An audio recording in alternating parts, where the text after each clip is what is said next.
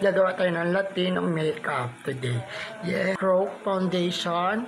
Yan, lalagay natin sa mukha. Bago ang lahat, naglagay na ako ng moisturizer at primer. Tapos naglagay na ako ng contact lens. Yan, para dire-diretso na tayo. Okay? Yan, ito na po mag-apply na tayo ng foundation. Yan, full coverage na ito. Yan, napakabangga, diba? Trend! Yan, napakaganda ng full coverage ng foundation.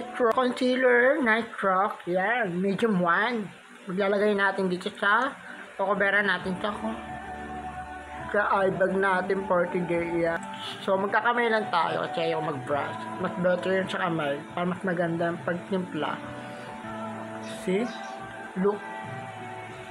Fresh na, diba? Bagong gising tuloy. Oh, ganda, diba? Ganda ng concealer nito. Medium 1 to shade na to. Napakabongga. Tayo na contour para tumaas ang ilong natin. Lalagay natin para pumayat tayo. Mas better ka sa gumamit sa kamay kasi mas maganda na i-blend kaysa sa brush. Kasi pag gumamit tayo ng brush kasi ang dami nagsasayang. Ayan o, tinan mo. Mas better ako sa kamay kasi mas maganda ako sa kamay. Nabe-blend siya.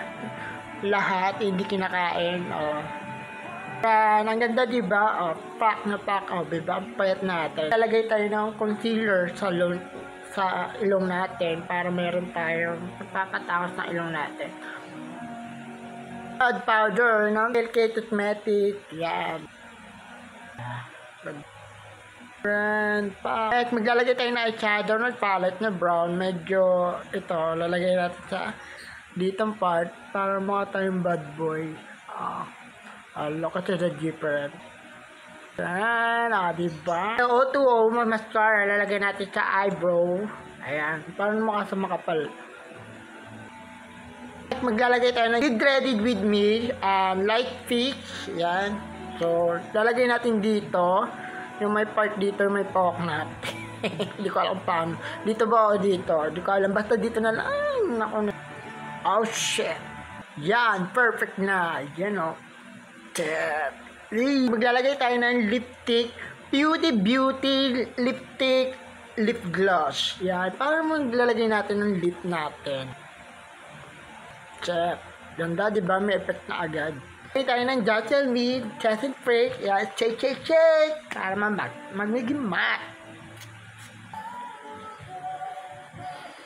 Tayo, ayusin natin ang buhok natin para maging Trend, final look na. Ganda, diba?